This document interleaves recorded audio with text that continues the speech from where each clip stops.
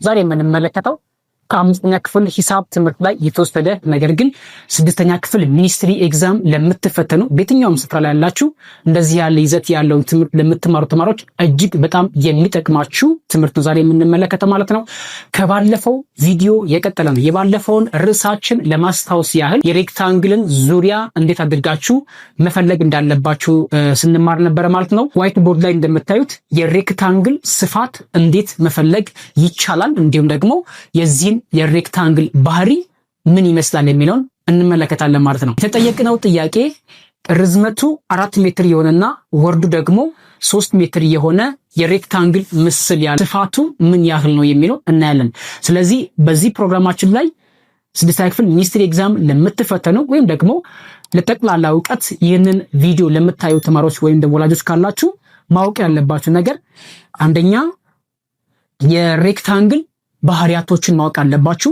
ሁለተኛ ደግሞ የተጠየቅነው ጥያቄ ስፋት ስለሆነ ስፋት ሁል ጊዜ የሚገለጸው በካሬ መሆኑን መገንዘብ አለባችሁ። ካሬ በካሬ ይገለጻል ሁል ጊዜ። ስፋት የሚገለጸው በካሬ መሆኑን ማወቅ አለባችሁ። ስለዚህ እሱ ደግሞ አሁን እየሰራ ነው ስለምንረዳው አሳያችኋለሁ ማለት ነው። ሌላኛው ደግሞ የዚህ ሬክታንግል ባህሪ ምንድነው?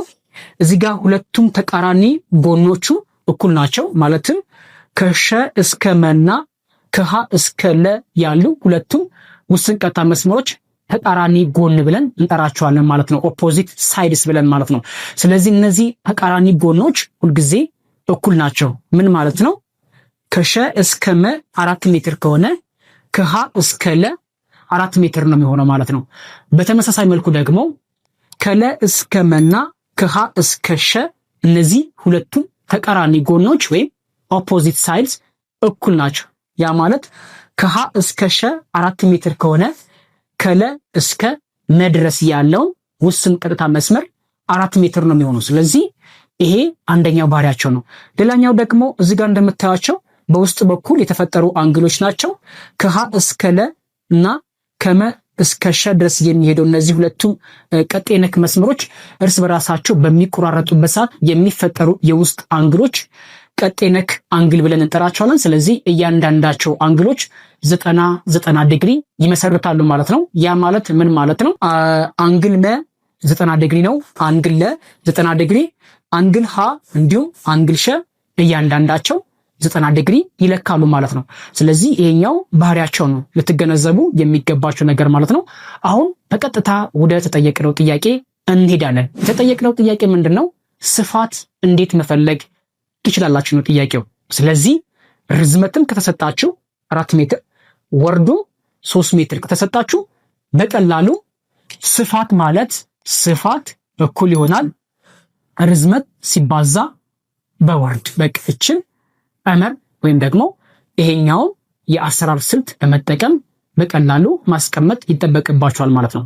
ተማሪዎች ምናልባት እንደነዚህ ያሉ ጥያቄዎችን በምትጠየቁበት ሰዓት መሳሳት የሌለባችሁ ነገር ስፋት ሁልጊዜ የሚገለጸው በካሬ ስለሆነ ካሬ ማለት እዚህ ጋር ያለውን ከላይ ያለውን ሜትር ከሆነ ሜትር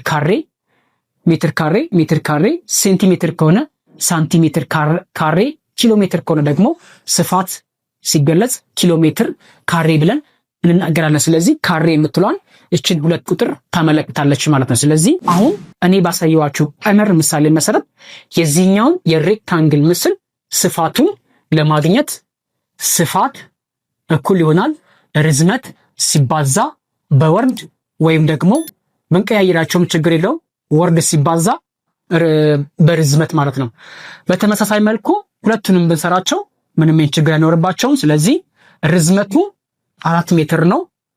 4 ሜትር ሲባዛ ወርዱ ደግሞ ስንት ነው? 3 ሜትር 3 ሜትር 4 ጊዜ 3 12 ሜትር ሲባዛ በሜትር ሜትር በራሱ 2 ጊዜ ስለተባዛ ሜትር ካሬ። ስለዚህ የዚህ የምትመለከቱትን ሬክታንግል ምስል አጠቃላይ ስፋቱ 12 ሜትር ካሬ ይሆናል ማለት ነው። ስለዚህ በተጠየቅነው ጥያቄ መሰረት መልሳችሁ የሚሆነው